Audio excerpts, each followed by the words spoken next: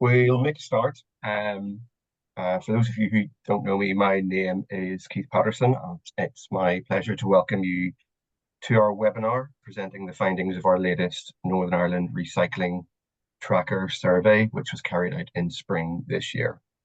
I'm joined by my colleagues, Ruth Hunter, Polly Davies, Partner Raj, and Lizzie Erwood to support the delivery of this webinar.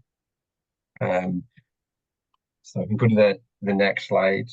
So RAP is a global environmental NGO, and we look at the last sentence there, we catalyse action from policymakers, businesses, NGOs and citizens to make change happen. The tracker is really part of that. It informs where we need to target our communications through Recycle Now and other behaviour change interventions. So this is really useful for us, but hopefully really useful and interesting for you as well, as the team presented this morning.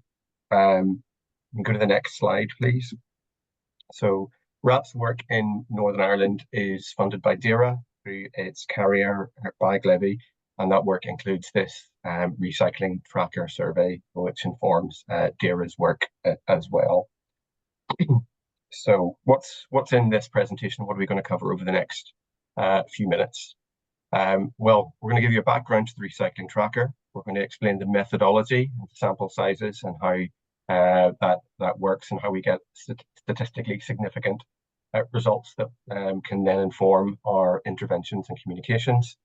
We're going to break down the summary of the tracker findings into three areas. We're going to look at behaviour and social norms and how that has changed. We're going to look at knowledge, confidence, worthwhileness and trust.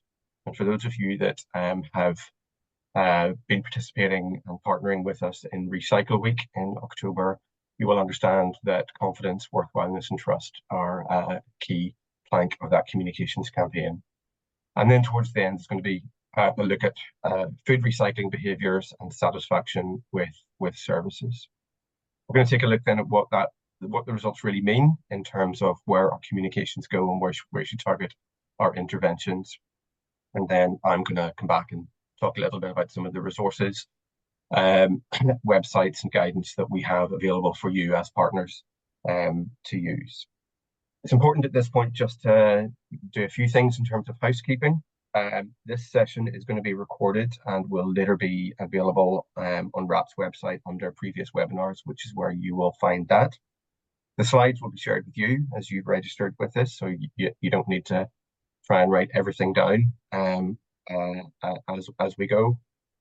And the chat function, we tested it there just at the start. Chat function is working. Please use that to add any questions or comments or clarifications that you want to raise as we go. The team will stop a couple of points as we go through the session just to discuss behaviour and social norms, knowledge, confidence, worthwhileness and trust. And then again at the end, we'll try to mop up any other questions and comments that you might have. But I think that's it in terms of housekeeping. So it's really my pleasure then to hand over to Partner and Polly, who will step us through the results of the recycling tracker this year. Thank you. Thanks, Keith. Hi everyone, my name is Polly Davis. I'm a senior analyst here at RAP. I lead on our citizen insights work, and I was leading on the analysis of our recycling tracker this year.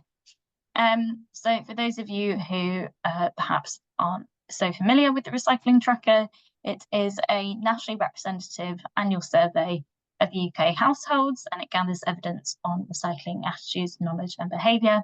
And what we do is we also take a deep dive at both Wales and Northern Ireland. We boost those samples to make sure we've got really robust evidence to look at the differences in each of the devolved nations. It is the largest and longest running survey of its kind. It's been undertaken by RAP since 2004, so we are in our 20th year. Happy birthday to us. It provides insights to government, local authorities, waste management companies and other stakeholders all about what citizens are doing and how citizens are feeling when it comes to recycling. But it also feeds into our citizen recycling campaigns, as Keith mentioned, such as Recycle Week, that has just just come. We use a unique methodology. Essentially, we match survey data with our RAPS LA schemes database. So when we are looking at reported levels of recycling and materials recycled, we can then match that to whether or not those materials are collected at curbside for recycling. And we then get our data on mist capture and contamination, which we will go into shortly. The most recent iteration of the report, that the results of which we'll be going through today, but if you'd like to read the full report, it was published back in October, and it's available now on the website for all to read, including the report specific to Northern Ireland. Next slide, please. So to touch quickly on the methodology, the survey was conducted back in late March, early April online. We had 750 interviews with adults in Northern Ireland, all who are responsible for recycling in the home. The reason we look just at citizens who are responsible for recycling in the home is to make sure we're getting the most accurate results and accurate responses in what actually is being disposed of in those homes, and what's going in the bin and what's going in the recycling. We set quotas on age and gender, region, and also social grade to make sure that our sample is as representative as it can be. As I mentioned, we link it to the local authority recycling scheme updated LASU. Not all data can be matched, not all postcodes can be found, and so that leads to a revised match base of 627 when it comes to those questions on contamination mist capture, but you will find sample sizes at the bottom of the slide for each graph. We also do some like subgroup analysis, so looking at differences between different socio-demographics as well as recycling scheme characteristics, and we use RAP's segmentation model. And finally, final thing in methodology is that statistical tests have been undertaken to the 99% confidence level, so significant findings have been highlighted where they were observed, essentially meaning that 99 times out of 100 the observed difference will be real versus sort of 1 in 100 where we found a significant difference that just happened by chance. Next slide, please. And yeah, so I will pass over to Pratna now to talk you through the findings. Hi, everybody. Good morning. My name is Pratna Raj, and I'm a junior analyst at RAP, and I work with Polly again in the Citizen Insights team. And so the first section that we'll be looking into is recycling behavior. And so to start off, I think we would start off with a question for all of y'all. So the question is, how many citizens in Northern Ireland report to recycle everything they think can be recycled? So I should give you guys around a minute to respond. I think the polls are up.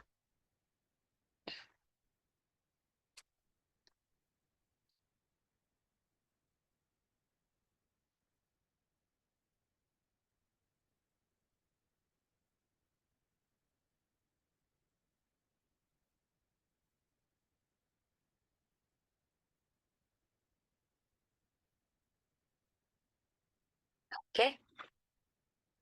I see that, okay, a majority have put 61%. Let's see what's the answer now.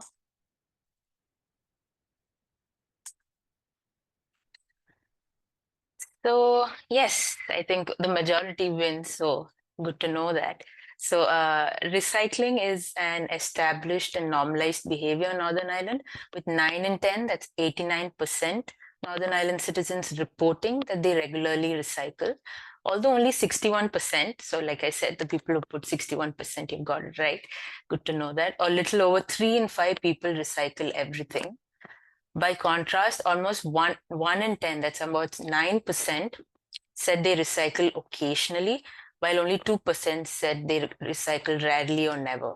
And the results have declined from previous years, which is a cause of concern. So let us see how it has declined in more detail in the next slide.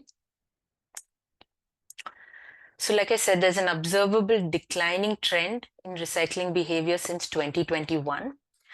especially in people saying they recycle everything I can, from 77% to 61%. In comparison, we see an increase in citizens who don't recycle regularly, just over 1 in 10. So from 10, it's become 11. And more than a quarter of Northern Ireland citizens recycle most, but not all items. It's 28. Although there is a slight decline of citizens who are recycling most, but not all items, by 2% from 2023 to 2024, that's becoming 30% to 28%, 2% decrease. There's still an overall increasing trend. So from 12%, it's become 28% from March 2021. So we will be exploring more about citizen recycling behavior and potential reasons behind these trends in this following slides as we move on. So again, a question for all of y'all. What is the #1 contaminant in dry recycling for Northern Ireland? Your guesses. Again, I should give you guys a minute to respond, but if you guys finish earlier like last time, that's well and good. It's good to know that.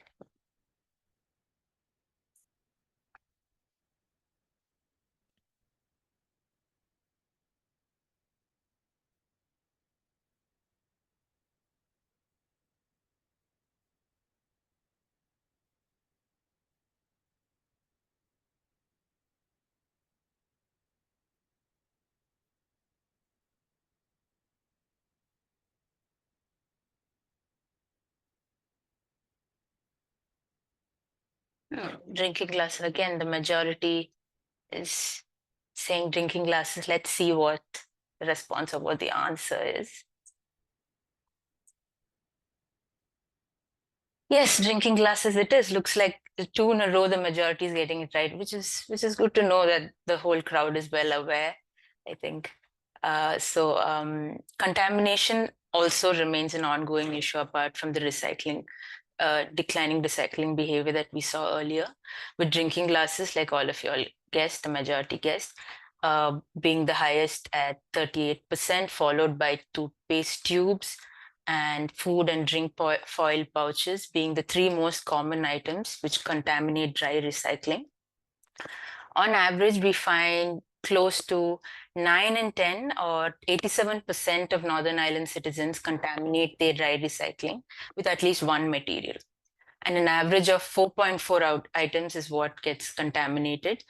While in the UK, it is 82% citizens that contaminate their dry recycling with at least one material.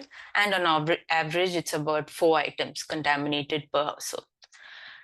So if you see within contamination, and if you dive into deeper into serious contamination, 47%, close to half, contaminate at least with one serious contaminant. You can see what the serious contaminants are. It's the one in blue in the graph.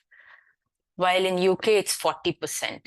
So compared to UK, Northern Ireland shows a higher contamination and a serious contamination trend, with the percentage of Northern Ireland citizens contaminating the dry recycling being significantly higher than the percentage of UK citizens. That is 87% versus 82% for contamination and 47% in Northern Ireland, while it's just 40% in the UK.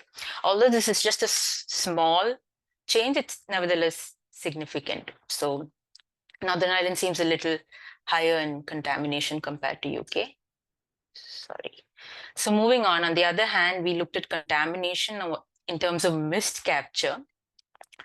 Mist capture also continues to be a challenge, and common items that get miscaptured is glass, a perfume and aftershave bottles, foil, aerosols, clear plastic trays, pots, tubs, and cartons. So you can see glass perfume being at the top with 43%. And on average, Northern Ireland citizens discard 2.7 items if you include with glass perfume and aftershave bottles. And unlike contamination, miscapture rates is slightly better than the UK, You see, if you see, when including perfume and aftershave bottles, 77% of citizens in Northern Ireland dispose of one or more items in the general waste, which could have been otherwise recycled. This is marginally below the percentage of UK citizens who report miscapture. So you can see it's UK, it's 79%, and with Northern Ireland, it's 77%. So Northern Ireland, in terms of miscapture, they seem to do a little better, slightly better than the UK. And well, contamination is a little not as good. So moving on. Interestingly, those who report higher levels of miscapture are those who are less confident in what can and can't be recycled. And as you can see here, people who are less confident in what can and can't be recycled, their miscapture levels are higher. And those who report lower levels of recycling worthwhileness, as you can see here, they don't feel recycling is worthwhile. Their miscapture rates are way higher than the NI average. And those who are not confident that their council recycle. So if they feel that they don't trust their council in recycling, then that's not confident. Then again, the miscapture levels are higher. As you can see, it's higher than the NI average here, but not significant, but nevertheless higher. And lastly, those who have a weak dry recycling norm, they have as well a significantly higher miscapture rates. So like I said, this was especially significant for those with a weaker norm reporting significantly higher levels of miscapture compared to the NI average. So the miscapture is really high for those who feel they have a weaker recycling norm. So moving on. So when now we spoke about contamination and we spoke about miscapture, so let's combine both of them. And so when looking at both of them combined together, the overall performance of recycling is declining, with 59% of Northern Ireland citizens discarding 5+ items incorrectly in the year March 2024. There's a steady decrease from March 2021, which was 54% were disposing of 5+ items incorrectly in March 2021, but now it's declined and more people are disposing. 59% people are disposing of items incorrectly, which is again a cause for concern. So on average, Northern Ireland citizens discard 6.2 items incorrectly, which is above the UK average of 5.6. We can also see the most common number of items recycled incorrectly is 5 to 9. 39% dispose 5 to 9 items incorrectly, and a concerning amount of 1 in 5 people, that's 20% of them, recycle 10+ items incorrectly. So that's a concerning amount of people. Effective strategies are needed to continue reducing this number and improve overall recycling performance. So, and as also you can see, it's an increasing trend with more people disposing of items incorrectly from March 2021. 5.7, 5.5, 5.9, and it's become 6.2, reaching the 6 mark. So yes, so now for another question for all of you. I'm guessing this is where I think all of you will, hopefully the majority in the last 2 questions were right. So this happens now as well. So on average, the polls are up. Citizens of which Northern Ireland Council dispose of the most items incorrectly in the dry recycling? All your guesses. I'm very hopeful and positive this group will get it right again, because you got the other 2 right. Majority did, at least.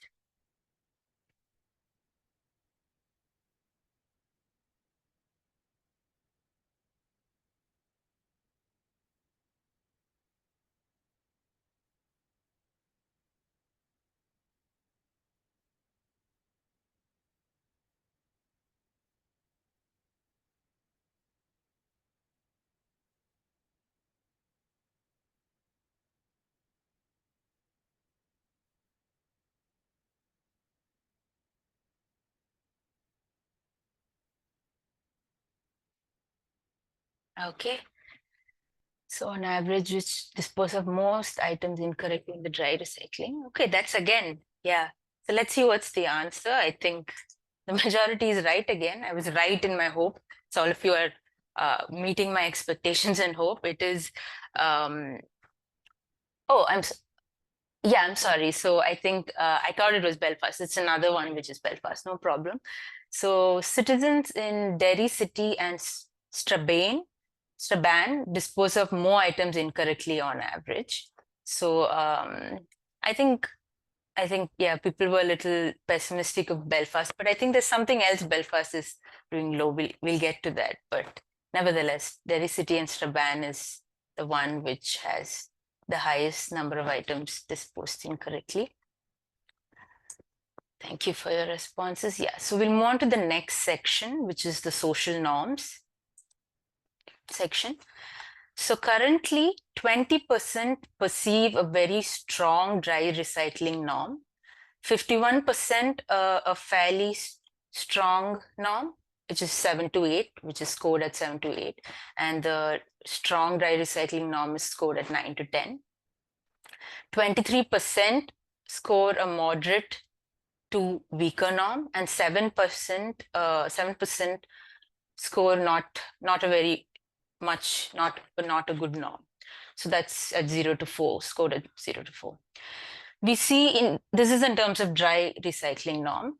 And when it comes to food waste recycling, we see a weaker norm for food recycling, with 16% perceiving a very strong recycling norm at 9 to 10%, 9 to 10 score, and 40% scoring a fairly strong norm, 29% a moderate to weaker norm, and 14% a not very good norm.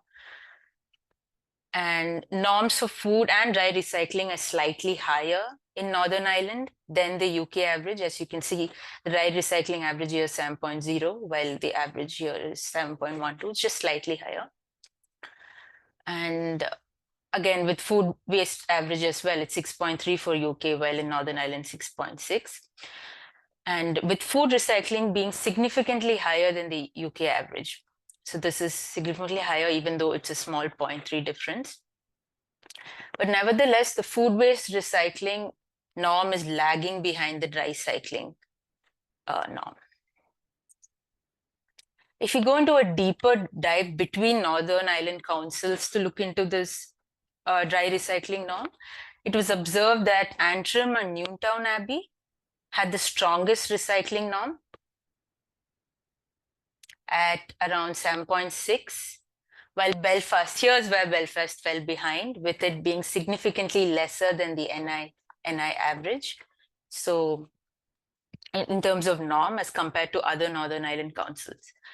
So among the UK nations, if you look at among the UK nations, NI stands second close to England. I mean, it's very close to England, 7.0, but it stands second after Wales in terms of dry recycling norm.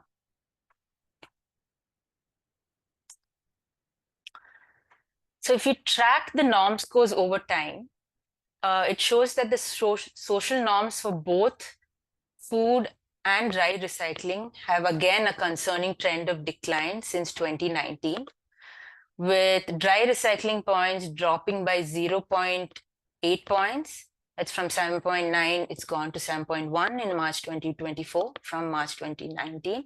And food waste recycling norms have dropped by 0.5 points from 7.1 to 6.6 in March 2024 from March 2019. So again, a declining trend, of course, of concern. So to summarize, the key findings that we can see is basically there is confusion about recycling and gaps in local authority service communications. Miscaptures persistent, especially for items like, as we saw the first stop with 43%, was glass perfume and aftershave bottles, followed by foils and then aerosols. Over half of Northern Ireland citizens still dispose of recyclables in the general rubbish. Contamination remains high, with 87% of citizens placing non-recyclables like drinking glasses in recycling bins, in recycling bins, which is actually a 12-point rise since 2017. And social norms play a crucial role in motivating citizens to recycle. So like how we saw on the previous slide, however, the dry recycling norms dropped by 0.8 points and the food-based recycling norms dropped by 0.5 points, a steady decline from 2019. So yes, we have a small break now for questions and discussions. I couldn't see the chat.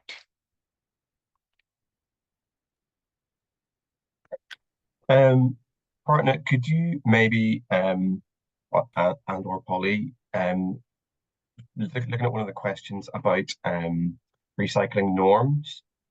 What's the question that we ask and how, and the scores that are attributed to that to sort of determine what a recycling norm is, whether for food waste or dry recycling? Yeah. I can. Do you want me to take that one, Partner? Yeah, sure. I have the question here. Anyway, go ahead. Yeah. So in terms of the dry recycling norm, essentially we just ask citizens to rank from 0 to 10 how much of a strong norm that they feel, and the kind of examples we give is do you feel that other people in your local area, in your street, people you know in your life, do you feel that they are recycling frequently? And so sort of the more people they feel they know, the stronger that they would rank that, and therefore the stronger we would find that social norm. It's all about sort of being aware of other people around you, the behaviours of other people around you, and kind of that is obviously a really strong motivator in whether or not citizens will sort of carry out the behaviour themselves. Do you have any thoughts on so the average for both is a little bit higher than the UK average, but there's not a lot in it. Would you regard it as good, or is there there's definitely room for improvement? I think Partner was definitely highlighting those where it's a very low, recycling norms are very low.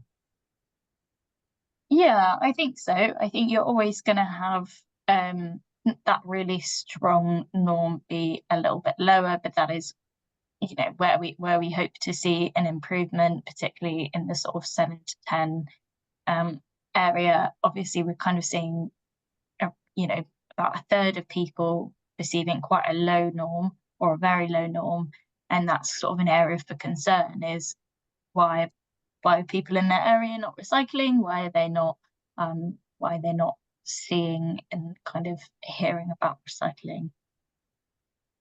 Some concern.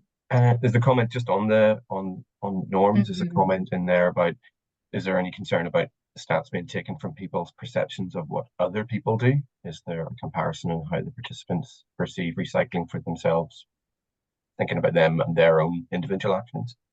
Yeah, so for social norms, obviously social norms are all about what people think is happening, what their peers and their community are behaving, and we are more likely as people to kind of fit in with that norm. That's a really strong desire we have. So that's why for this question we focus on people's perceptions of what everyone else is doing. But we do ask some questions when we get into the next section on worthwhileness and feelings of sort of how worthwhile people feel recycling is. We do ask a question on their own individual actions. Yeah, so we'll be going into perceived worthwhileness of oneself, probably in the next following sections, like Polly said. Okay, it's more of I guess an observation from me.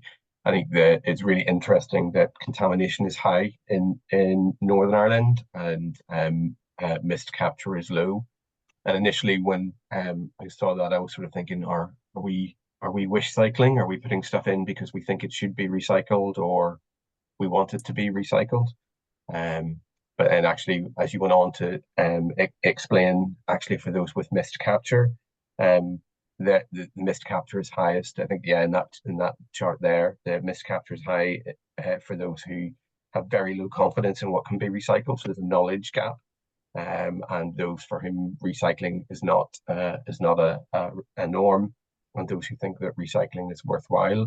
So it looks like in order to address that, there's quite a number of things that we have to try and address, whether through sort of communications or other interventions.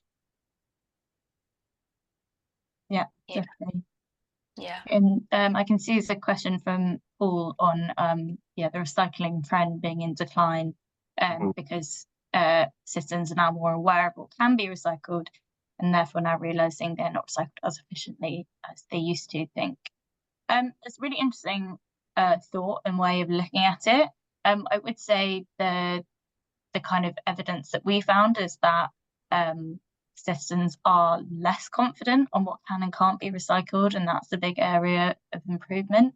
And it's something that we'll sort of get into in the next section of looking at that in more detail.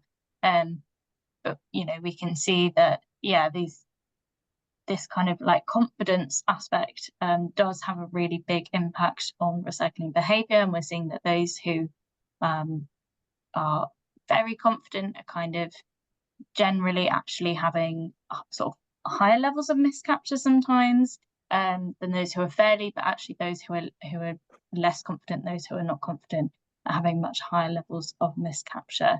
So I think perhaps to a small extent your comment could be correct, but I think there's also a really big gap of people who are feeling that they don't know what can be recycled and feeling a bit lost with that, and perhaps that is more of a driver for miscapture and for declining recycling trends. Okay, thank you. Yeah. So shall we move on to the next section? I think so, yeah. Thanks. Okay, so the next third section that we're looking into is knowledge and confidence. I have a question for you all again. What do you think is the dominant reported barrier to dry recycling? Polls are up.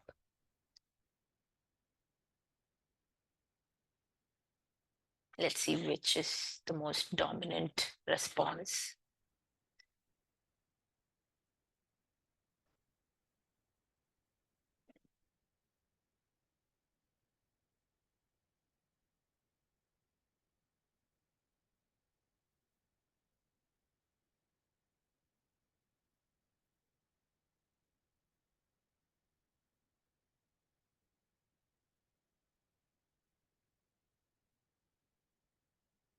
I'm not sure if items can be recycled or not.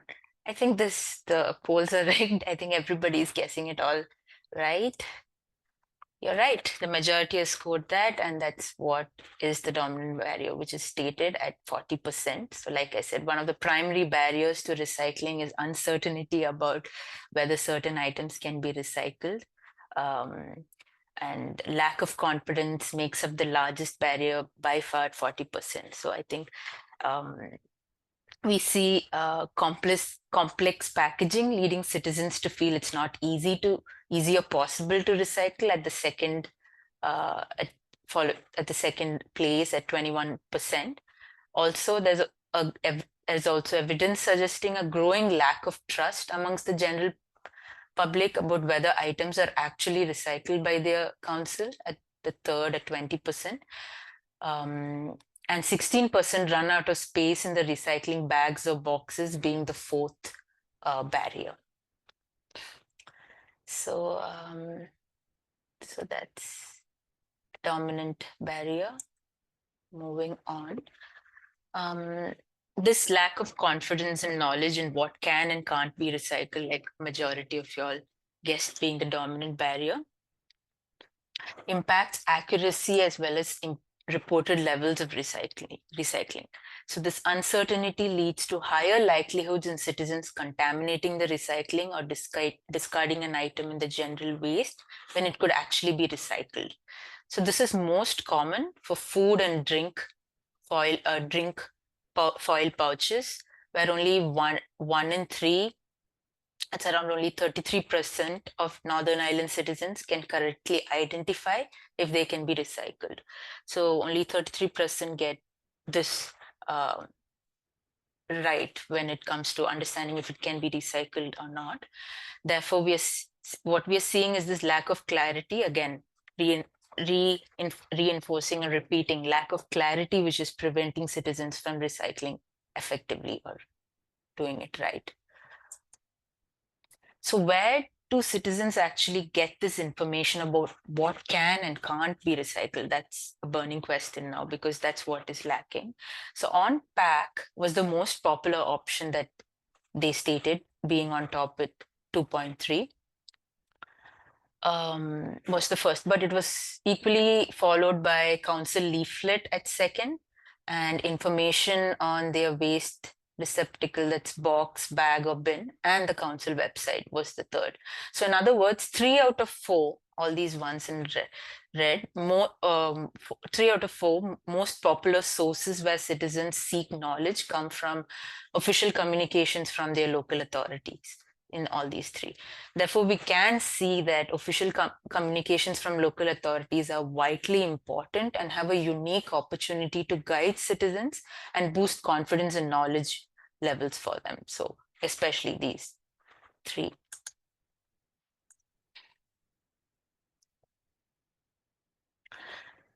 So our survey shows that only 7% of respondents are very confident.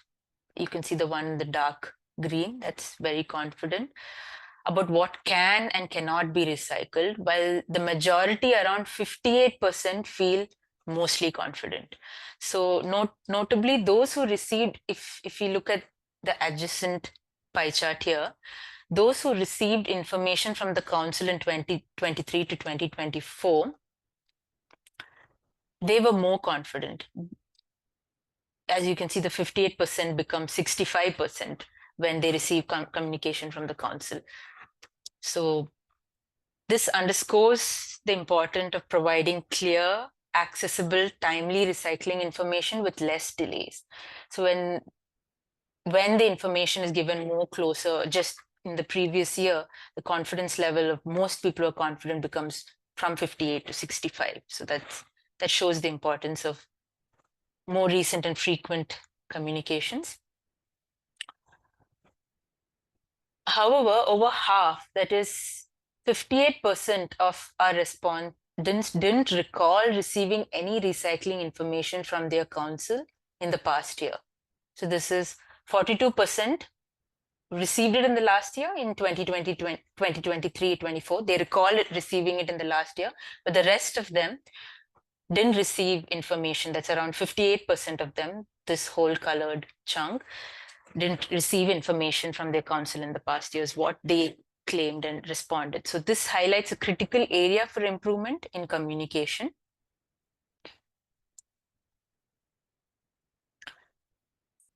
Yes. So another question for all of you all. I'm pretty sure you'll get it right again. I'm very optimistic about this group. So what are some examples of motivational knowledge for recycling that you think it is? Is there? It's the polls up.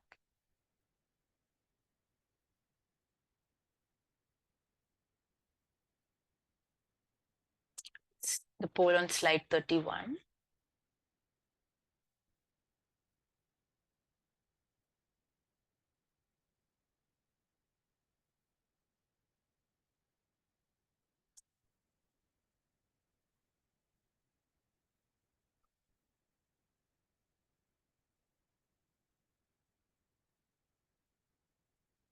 Paulina, are you able to put up the poll for slide 31? I think some people can't Yes, see it. I'm very sorry. I don't know why it's not allowing me to launch it. I don't know why, because Okay.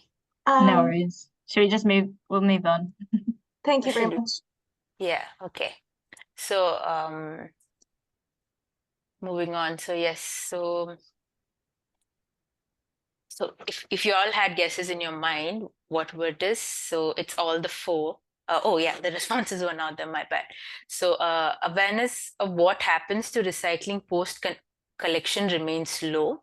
So there is a substantial knowledge gap regarding what happens to recycling and waste post collection, with over half, 55% of the population not knowing very much or nothing at all. So what happens to recycling post collection? 55% here don't know very much or nothing at all. And around 3 and 5, 59%, that's the light green and the blue, do not know their local recycling rate. And half, 50%, do not know what products recycling can be turned into once it has been collected. That's 50% here. And awareness is highest for the benefits of recycling, but still there is room for improvement with 18%. So it's the highest, but a little room for improvement. So awareness here is the highest. Although awareness of what happens to recycling post, I think, yeah. Yes. So although awareness of what happens to recycling post-collection remains low, as we saw in previous slide, interest in knowing more about these kind of things is really high.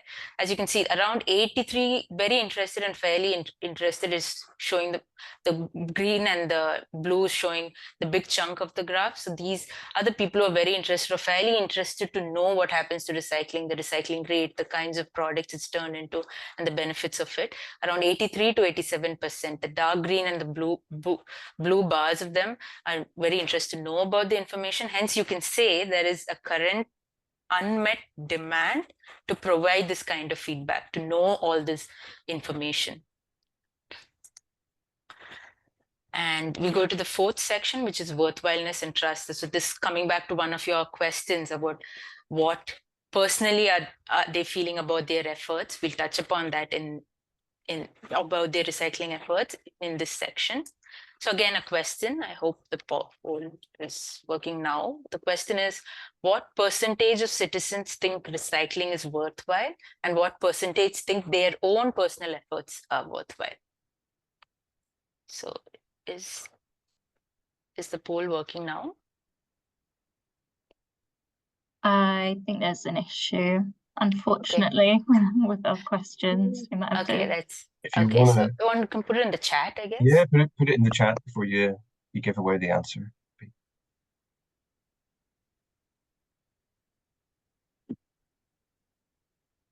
Give you a few seconds to.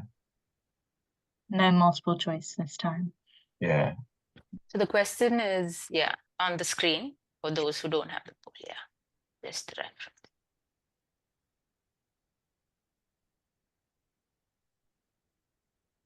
I think one of us should probably sing the countdown theme tune. It won't be me. Don't know whether. Sounds like you're volunteering, Kate. 70%, Paul. Okay. I think I'll give a few more seconds.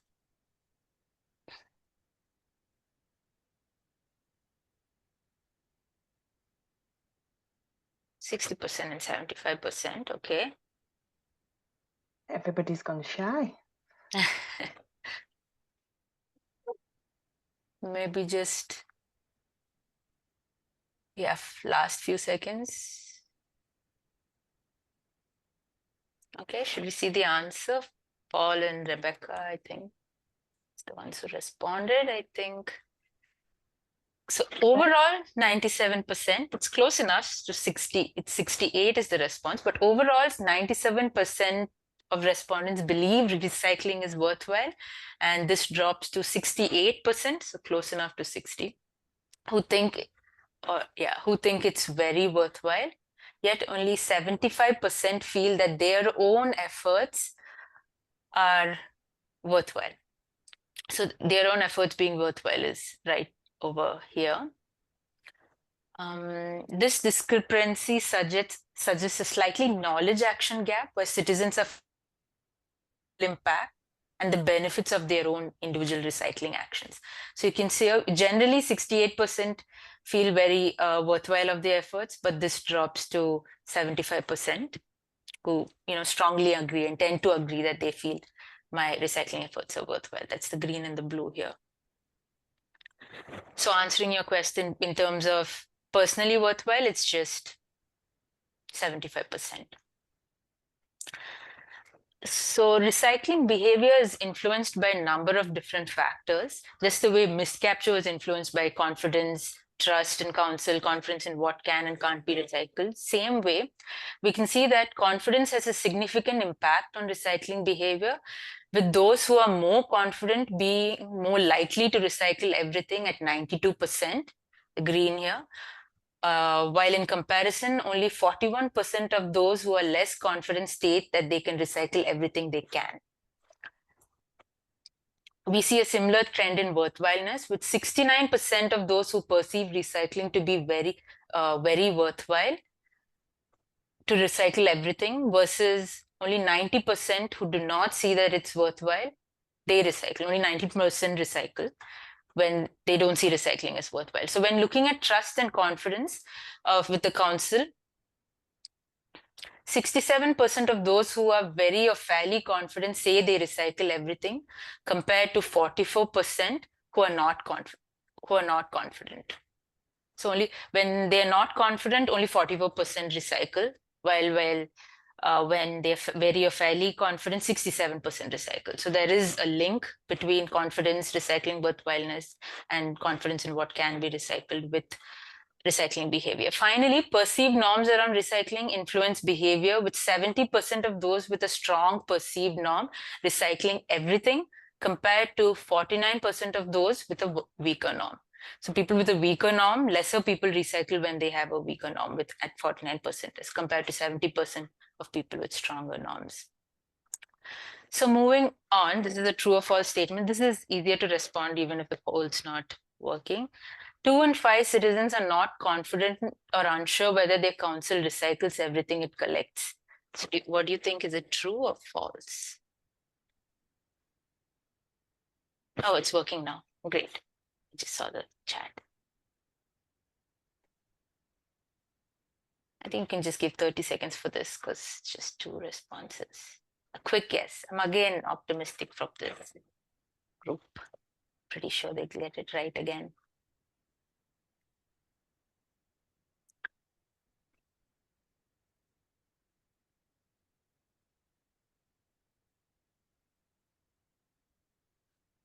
True, yeah.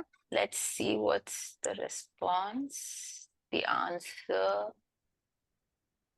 So it's under 3 in 5.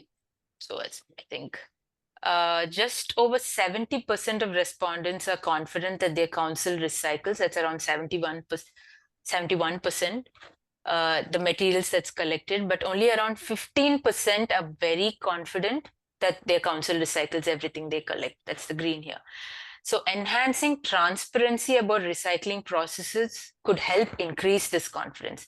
Even though 16% of citizens say they are not confident, the impact on recycling behavior is limited to around 4%, who say they either don't recycle or recycle less or put in less effort as a result. So enhancing transparency can help. So, as we saw trends with positive recycling behavior and the previous trends being associated with increased knowledge and recency of communications, we also see that with feelings of worthwhileness being associated with seeing communications. So 81% of those who had seen Northern Ireland Recycles campaign tend to or strongly agree that recycling is worthwhile. So this is around 81%, compared to 65% of citizens who had seen no UK assets. So for people who have not seen any UK assets in the past year, only 65% of them find their own recycling efforts as worthwhile. And moving on, similarly, when you see 78% of those who had received communication from the council in the past year, 2023 to 2024, tend to agree that recycling is worthwhile for them, while 66% of those who say they never received any communication tend to see their efforts as not worthwhile. So there is a link between perceived worthwhileness to seeing a Northern Ireland recycled communication or to seeing a communication in the past year as well. So again, to summarize, Only 7% of Northern Ireland citizens feel very confident about what can and cannot be recycled. Awareness of what happens to recycling post-collection is low, yet citizens express strong interest in learning more. So there's that current unmet demand. Even though they're not much aware, they want to know, which is a great thing. Recent clear communication from local councils correlates with higher confidence, knowledge, and improved recycling behaviors among citizens. And decline in the perception of individual recycling efforts are a worthwhile activity from recycling efforts as worthwhile. So that's again declining from 80% in 2021 to 75% in 2024. So it's something we could look into. So we can break here for any questions or discussions. Any quick questions?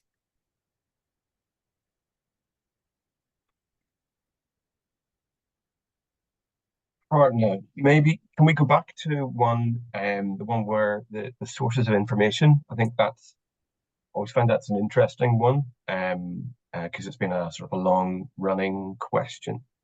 Okay. Yeah, that one there. So it may be a question for you or for Polly. I think looking at some of that stuff, council leaflet has always been near the top of where people say they get their sources of recycling knowledge. So turning over the package to see can it or can it not be recycled. So the on-pack recycling label is clearly important for on-pack stuff. Council leaflet has always been near the top. Do we know whether there's any difference if, with sociodemographics or age, for example? So would younger people, which I'm not one, would they be more likely to go to a council recycling app or social media, for example, than for a council leaflet or some of those ones that are scoring more highly?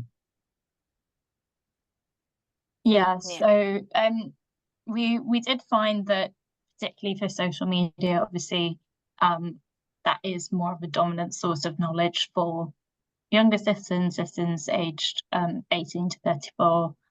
They are much more likely than kind of average and older citizens to use social media. And then interestingly, also with council leaflets, that also significantly tends to be more older citizens using that as their main source of knowledge, compared to sort of the general average. Although obviously we can see that as that's a more popular source anyway. That's a much wider sample. I think for the council website, interestingly enough, there wasn't really any significant difference or change in kind of age in terms of who was seeking that out. I think that's sort of open to everyone. Yeah, we could. I think Paul makes a really interesting point in the comments here as well, in that that budgets are constrained for council. So that's one of the reasons which we might be saying, well, people aren't recalling a communication from the council maybe in the last year, or fewer people are recalling that. But actually there's a reliance on things like the website and social media rather than out-of-home advertising or leaflets, which are more costly means of communicating, even though they score more highly as dominant sources of recycling knowledge.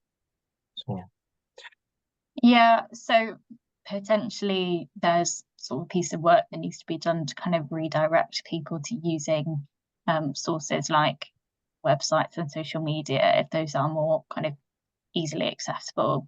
I think a lot of it kind of just boils down to having something straight in front of you, rather than kind of citizens making the effort to look it up, to check whether or not it can and it can't be recycled. But yeah, so I think it's kind of the then flip side of that is sort of seeing how can we reach citizens in the most cost-effective way to ensure that we're boosting that knowledge and that confidence. And then we don't need to be sending out loads of leaflets, educating them once that kind of education has been met. So I think that's kind of one of the key messages of the tracker findings this year. It's all about education, and that's something that perhaps RAP needs to work with the councils to sort of support with that. And we've got various resources which we'll get into later. Yeah. I think in terms of time, it's probably worth going on, but I think it's fascinating around worthwhileness, and actually, given the efforts that the councils go to collect materials and source markets for materials for recycling, that actually there's there's the confidence in recycling being worthwhile overall, or in my individual efforts for recycling being worthwhile, could be higher. So there's maybe a task there in communicating those messages as well, into where materials go, and actually that it is worthwhile taking that effort to put things in the correct container for recycling. Yeah. So the last before fifth section, food recycling. So we should just briefly look at food recycling, as this was not the big focus for the tracker this year, but we did the same core food questions that's asked every year. So food recycling is not as common a behavior as dry recycling. Whilst we saw 89% of citizens dry recycle frequently, only 77% report to use food waste recycling service. However, this is a much more common behavior in Northern Ireland than the UK, where only 41% of citizens have a service and use it. Well, this is 77% in Northern Ireland. However, the percentage of NI citizens who have a service which they don't or have never used it is similar to the UK. So this blue and gray, so have a service, lapsed user, have a service, never used it, is similar to UK and similar in Northern Ireland. So if you look at each council in specific, Armagh City, Banbridge and Craigavon have significantly lesser citizens using food-based recycling service at 60% than the NI average of 77%. So this council comes off as having lesser food-based recycling service, or using lesser food-based recycling service compared to the NI average. So the findings in this graph enable us to measure how much of which type of food is disposed of by food recyclers via their general rubbish bin instead of using the recycling.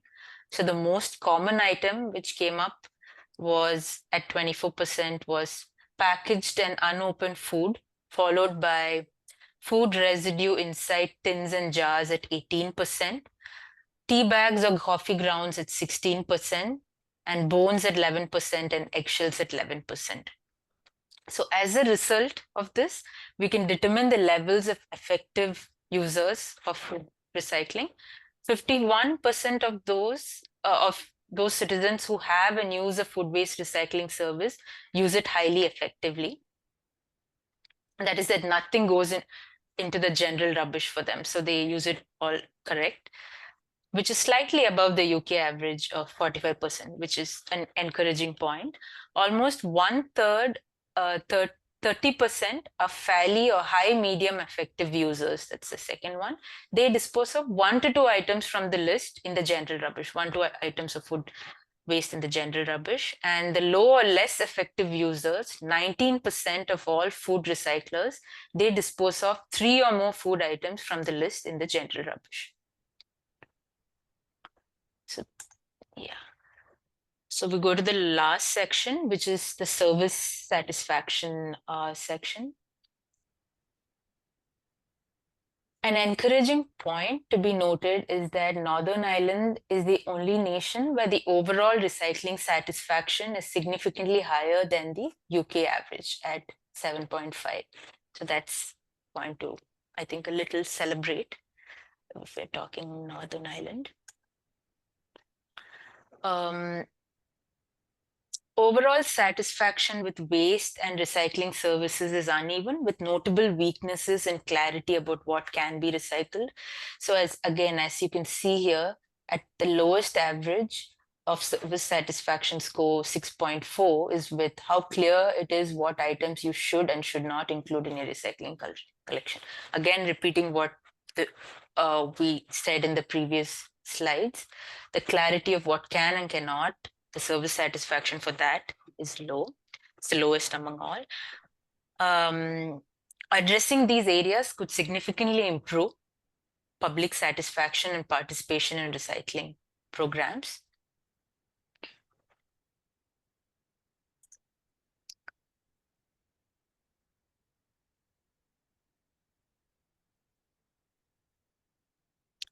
However, there's again association between service satisfaction with recent receipt of communications, with the purple bars representing significantly above average for satisfactions. That's to the dark green, which is significantly below this here. So we can see those who have seen recycling assets such as Northern Ireland Recycles are significantly more satisfied than the average NI citizen at 6.9. It's blue, so it's significantly above. And those who have never received communication, it's the green, from the council are significantly less satisfied than the NI average with their waste services.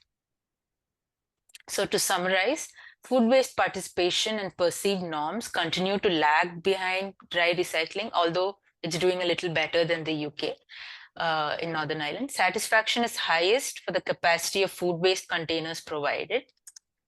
So yes, the satisfaction rate is highest for capacity of food waste containers that you can see here. That's the highest score. And satisfaction is lowest for clarity on what can and can't be recycled, which we just discussed. And citizens are interested to recycle more, but they feel they need more support to get it right. So yeah. Over to Polly. Yes. Disappointingly, it's not Polly, it's me. But okay, sure. No problem. Maybe sum up. Thank you so much to you, partner, for stepping us through that. That's been really helpful. If you can go to the next slide, please. Yeah.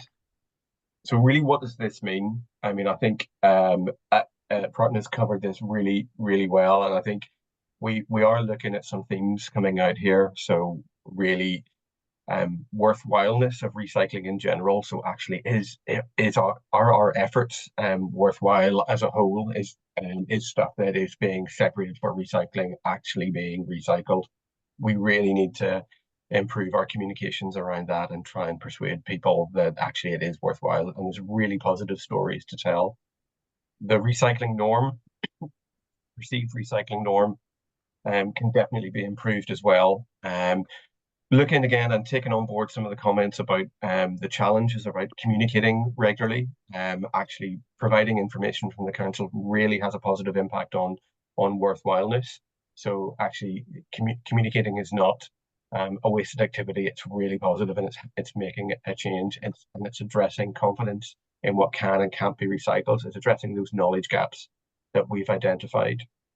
So there's recycling in general, but there's also my personal efforts. Are they worthwhile? And we need to tackle that as well, and communicate to people that actually those small actions do make a big difference.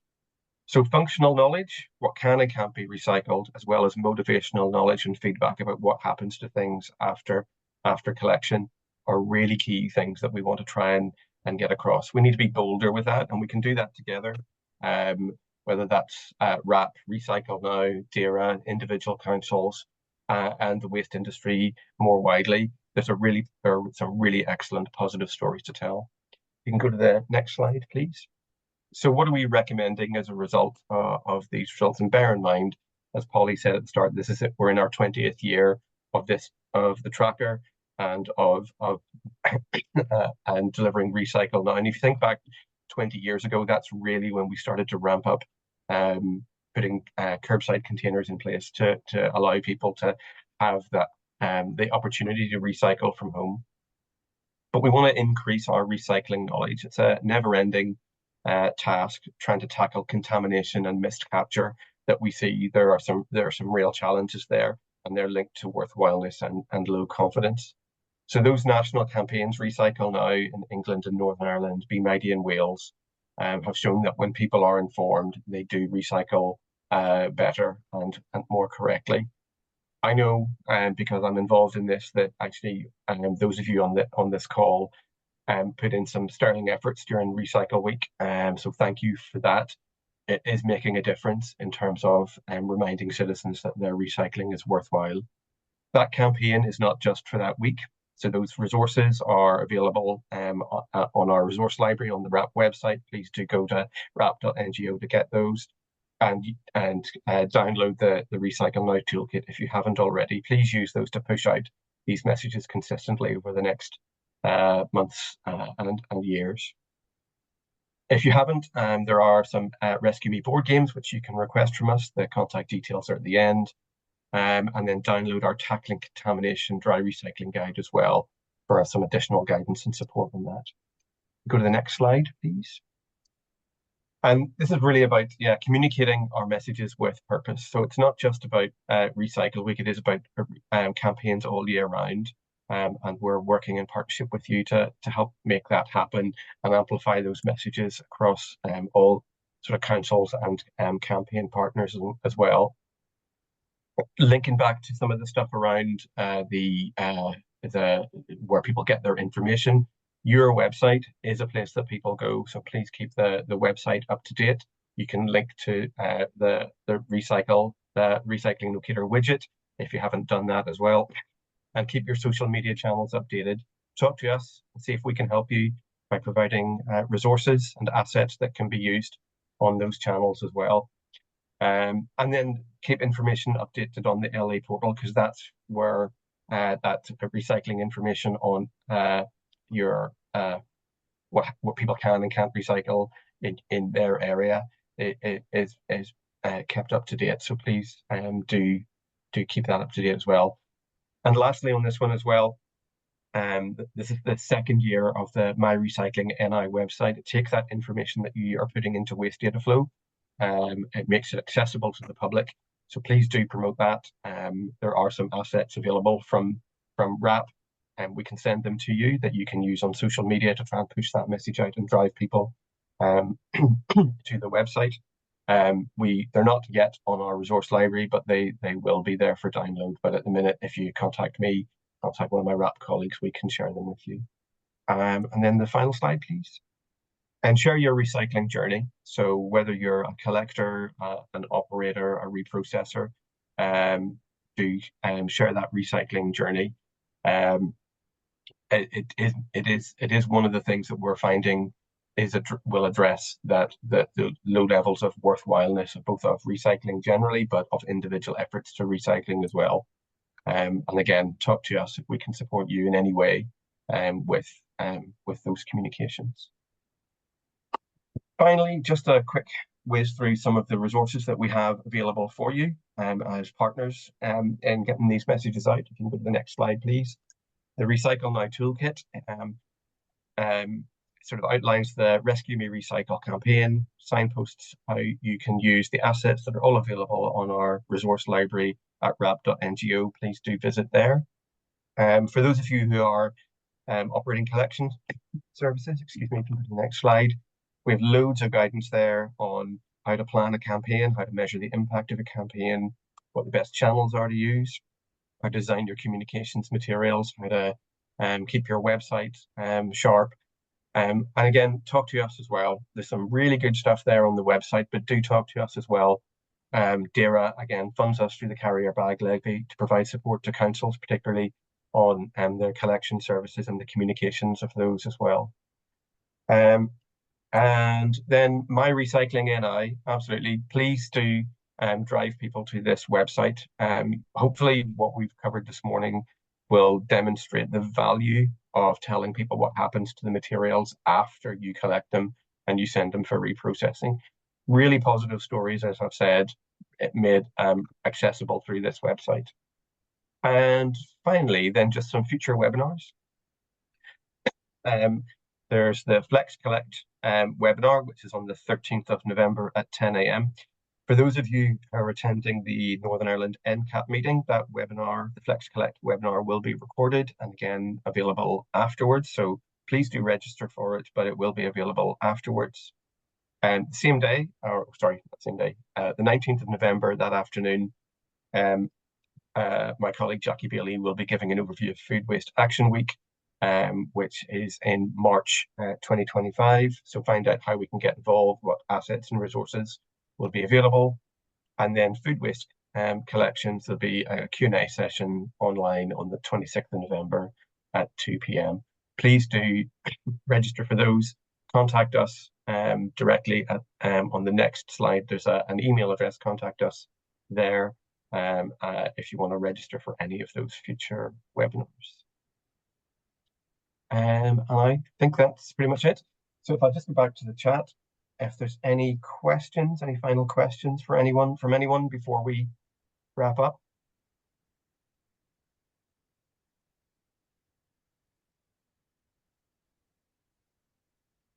Just give it a second. Any questions from anybody? No, thank you. Thanks, Catherine. Thanks, Paul.